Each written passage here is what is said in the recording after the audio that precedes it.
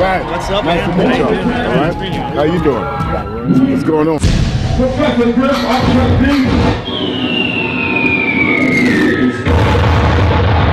You've been educating people for years on the power and fighting the power. What do you think is the biggest source of power in the world today? The biggest source of power, and I think, Griff could probably attest, is knowledge of self and knowledge of your surroundings. But if you have knowledge of self, but you don't know your surroundings, you're kind of like at the beginning of the same old boat again. The enemy is always 3 steps ahead. We're trying to gravitate our people to at least be a step behind, because the enemy is treacherous, and they come in all shapes, forms, alien spirits. Right. And I think we just doing our part through the medium of music, and we just chose hip-hop as the medium in which to fight that particular battle. That's all. And we knew that once we was able to do that in hip-hop, they would see it as fertile ground to go back into it, to use it to flip the people. But that wears off. That wears off because you have to have the perseverance to keep going on. Not to say that you'll win the game, but you got to make sure that people don't lose. Do you have a comment on some of the current big acts out there that kind of look like they've sold their soul, and they've even admitted it in certain interviews? The big acts have never been attached to the people in the first place. That's why you don't see tours. If you did see a tour, you would never see them interact with their public anyway. It's something like it's almost like a ghost. And so one thing I think I learned from Griff is that you always got to beware of ghosting.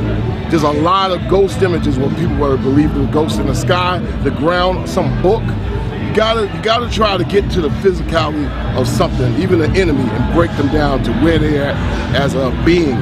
They might not be a human being, but they are being, and their whole goal is to be inside you.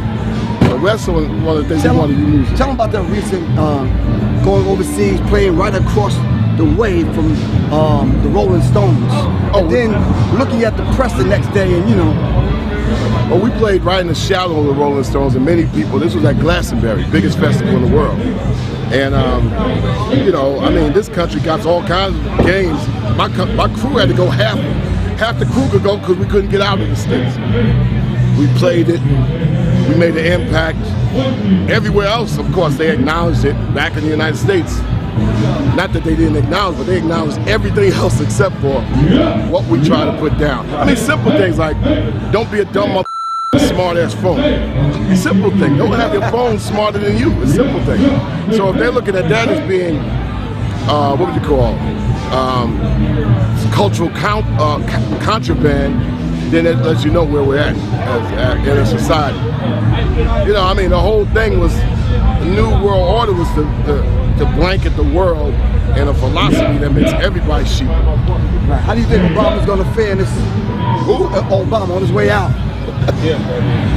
Obama was on the way out, on the way in. But it was something for those that had some kind of level of consciousness to use that time, if he's in there, to buy some time before a real enemy really comes down, or I should say a thorough enemy that don't give a like basically sending people to gas chambers legally. Obama was enough of a facade to be able to say, all right, I got my senses. Let me get my cipher together, my surroundings together, not fall into the hype. When he's out of there, then the next one that comes in, the question is, are we ready for the next person that comes in, whether he's pretends to be an ally or whether he's a straight-out adversary like the Bush, when Bush was in, he was a straight-out adversary and told you. Yeah, that was some Bush. So we have to look around at our people. That's one thing we try to do in the music. I mean, look, it's real simple. We want to use our music and culture to unite the human spirit. We believe that culture brings us together as human beings and defies all governments. We feel all governments are wicked. So governments like to split people up, categorize human beings, divide so they can conquer them. There's people that don't even think that they can see the world because they need permission to see the planet Earth. A visitor to the planet Earth, right? Right. Music allows you to be a visitor to the planet Earth way before the internet. That's why, where we're at, just culturally, just being able to put the good seed in. So a lot of times when they say, well, Public Enemy is anti this, anti that, we're just anti-ignorant. We've always been about the good seed. So somebody has to clearly define themselves as the bearer of the bad seed and the bad fruit that go against Public Enemy.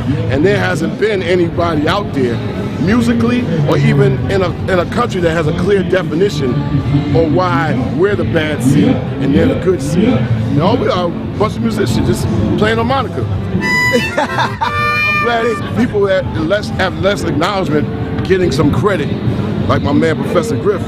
And he instituted a lot of things in rap music and hip hop that were unprecedented and still not duplicated to this day.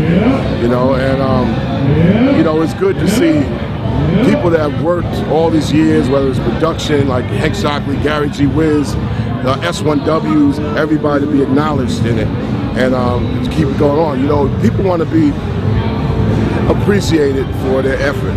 Not that everybody was looking for it. We wasn't looking for it. We came, we feel appreciative, you move on. And like I said, if we could take that one, if it was a one trophy, and we could break it in 10,000 pieces, you best believe we'd be still handing them out.